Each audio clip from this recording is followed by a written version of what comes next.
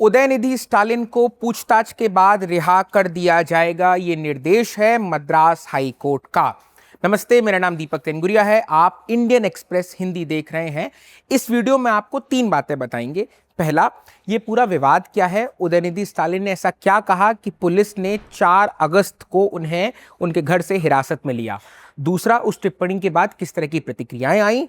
और तीसरा, ये कावेरी जल विवाद है क्या, जिसकी जड़ से ये पूरा विवाद उपजा, जिसमें उन्होंने एक आपत्तिजनक टिप्पणी की। शुरू कर लेते हैं कि पूरी घटना क्या हुई। 4 अगस्त यानी कि मंगलवार का दिन।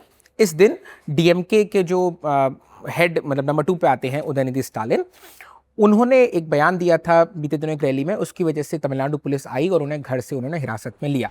बात क्या थी कि 11 बजे करीब पुलिस स्टालिन उनके जो चेन्नई आवास है वहां पहुंचती है, और इससे पहले पुलिस और डीएमके की जो कानूनी टीम है, जो लीगल टीम है, उनके बीच में बातचीत भी चली, टू एंड फ्रो बोलते हैं शायद तक। उसके बाद पुलिस उनके घर के बाहर इंतजार करती रही और गिरफ्तारी के बाद स्टालिन को पूछताछ के लिए तंजावुर ले जाया गया। ये तमिलनाडु में एक जगह है। इसके बाद चेन्नई का जो नीलकरई इलाके है, उसके साथ जब स्टालिन जा रहे थे तो उन्होंने रिपोर्टरों से बात करते हुए कहा कि ये कॉमेडी है और इसके खिलाफ वो एक कानूनी लड़ाई लड़ेंगे। उसका पूरा बयान ये था उनका कि सरकार में हर कोई मुख्यमंत्री से लेकर मंत्रियों तक रील में जी रहा है। अब बात करते हैं कि ये पुलिस की गिरफ्तारी, ये कार्रवाई क्यों हुई। एंटिसिपेटरी बेल जो लगी, फिर मद्रास हाईकोर्ट ने कहा कि नहीं, आप हिरासत के बाद इन्हें छोड़ दीजिएगा। इसका विवाद क्या है? दरअसल 3 अगस्त की तारीख थी और उस दिन मेकेदातु बांध परियोजना है, ये कावेरी जल विवाद, इसके बारे में विस्तार से बताएंगे। कर्नाटक एक डैम बना रहा है, उसका नाम है मेकेदातु बांध यानी कि मेकेदातु डैम। तो इस डैम को लेकर एक प्रदर्शन किया था, विरोध था। विरोध बेसिकली ये था कि अगर ये डैम बनता है तो कर्नाटक को ज्यादा पानी मिलेगा कावेरी नदी का और तमिलनाडु को कम मिलेगा। इसको लेकर के सीएम जो है अभी बने हैं वहां से इलेक्शन के बाद अप्रैल मई में, विजय जोसेफ, उनका विरोध हो रहा है। टीवीके की सरकार है, आपको पता है। इसके बाद हुआ ये कि उन्होंने एक बयान दिया और उस बयान में उन्होंने आपत्तिजनक टिप्पणी की। द्व्यर्थी आलोचकों का दावा है कि वो एक द्व्यर्थी टिप्पणी थी।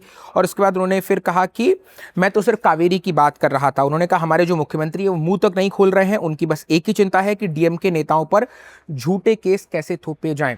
इसके बाद जो वहां भीड़ थी, उसने एक अभिनेत्री का नाम पुकारा गया जिन्हें मुख्यमंत्री विजय का करीबी दोस्त माना जाता है। और उसके बाद उन्होंने मुस्कुराते हुए टिप्पणी की, जिसे द्व्यर्थी और आपत्तिजनक माना गया। ये बात सोशल मीडिया पर तेजी से फैल गई। आप जानते हैं वीडियो वायरल होते ही हैं। इसके बाद स्टालिन की इस भाषा को अस्वीकार्य बताया जो कांग्रेस के विप हैं और तमिलनाडु कांग्रेस कमेटी के अध्यक्ष भी हैं, मणिकम टैगोर। उन्होंने कहा कि ये एक आपत्तिजनक, एक अस्वीकार्य टिप्पणी है। आरोप क्या क्या लगे हैं ये बता देते हैं। जो उन पर आरोप है वो है आपराधिक साजिश, समूहों के बीच दुश्मनी, महिला की गरिमा का अपमान और सार्वजनिक जगह पर अश्लील बातें कहना, दंगे भड़काना और आपराधिक धमकी और शांति भंग यानी कि पब्लिक पीस को डिसऑर्डर करने के लिए किया गया, जानबूझकर किया गया अपमान, ये उन पर आरोप लगे हैं। इस बात की उन पर जो एफआईआर है वो दर्ज हुई है। इंडियन एक्सप्रेस ने तंजावुर ईस्ट थाने से डिटेल्स हासिल की हैं कि उन पर किस तरह के आरोप हैं। उदयनिधि स्टालिन नेता प्रतिपक्ष हैं और तमिलनाडु में जो डीएमके सरकार में पूर्व मुख्यमंत्री रहे थे एमके स्टालिन, उनके बेटे हैं। इसके बाद कई इस पर राजनीतिक प्रतिक्रियाएं भी आई। मैं आपको 2 टिप्पणियां सुना देता हूं। खुशबू सुंदर है, उन्होंने लिखा कि स्टालिन का भाषण सुना, वो बहुत ही भद्दा, चीप और बेहद अपमानजनक था। भाजपा के जो मुख्य प्रवक्ता हैं नारायण थिरुपति, उन्होंने कहा कि ये घिनौनी, अश्लील, भद्दी और शर्मनाक टिप्पणी थी और उन्होंने कहा कि इस डीएमके नेता के खिलाफ कानूनी कार्रवाई की मांग उन्होंने की है। बहुत सारे और भी प्रतिक्रियाएं। राज्यपाल ने कहा कि ये अश्लील, दोहरे वाली मतलब बातों का सहारा लेना ये एक खराब पॉलिटिकल कल्चर की निशानी है, इस तरह की टिप्पणियां नहीं करनी चाहिए।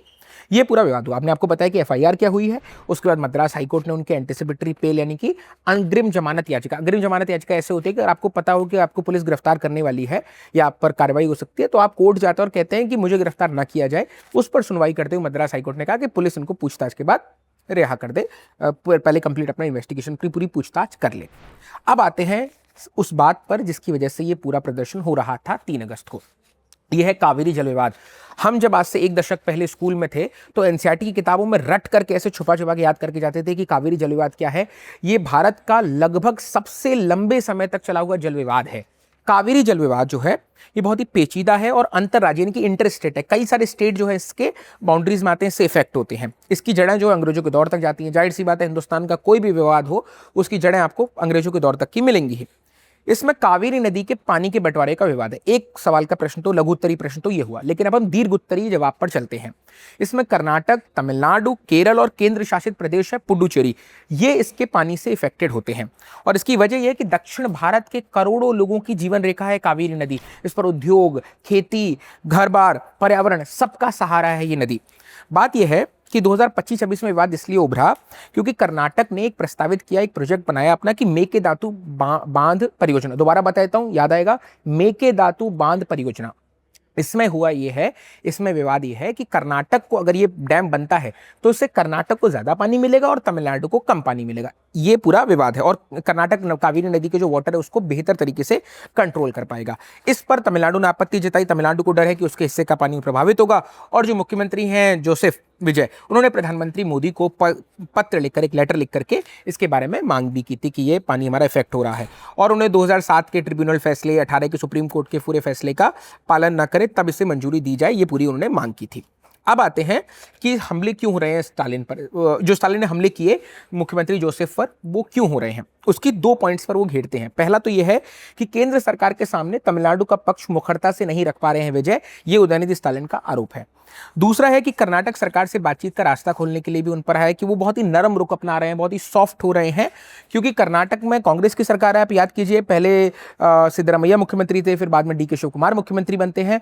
और दर्शकों को ये भी बता दें कि टीवीके की जो सरकार है उसे कांग्रेस का समर्थन हासिल है तमिलनाडु में। इसलिए स्टालिन, उदयनिधि स्टालिन ये आरोप लगा रहे हैं कि इसलिए वो नरम रुख अपना रहे हैं। कांग्रेस की सरकार है जो कि कर्नाटक में, और उनकी सरकार तमिलनाडु भी में जो है वो भी कांग्रेस के समर्थन पर ही टिकी हुई है, तो इसलिए वो नरम रुख अपना रहे हैं और प्रधानमंत्री मोदी के सामने भी मुखरता से तमिलनाडु का पक्ष नहीं रख रहे हैं।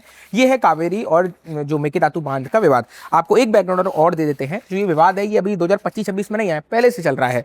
1990 में केंद्र सरकार ने, मैं आपको नाम पढ़ के बताता हूँ, कावेरी वाटर डिस्प्यूट ट्रिब्यूनल यानी कि CWTT बनाया था, CWDT, ठीक। 1991 में इसके अंतरिम फैसले और फिर 2007 का जो अंतिम फैसला आया उसने 4 राज्यों के बीच में पानी का बंटवारा किया था।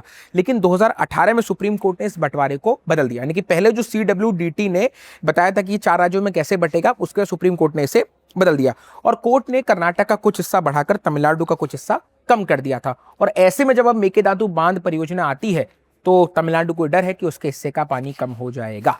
फिलहाल हमने आपको बताया कि विवाद क्या है, FIR क्यों हुई है, FIR में क्या क्या धाराएं लगी हैं और राजनीतिक प्रतिक्रियाएं किस तरह की आ रही है और मद्रास हाईकोर्ट ने क्या कहा है। इस मामले पर जो भी अपडेट रहेगी इंडियन एक्सप्रेस हिंदी आपके सामने लेकर आता रहेगा। देखते रहिए, शुक्रिया।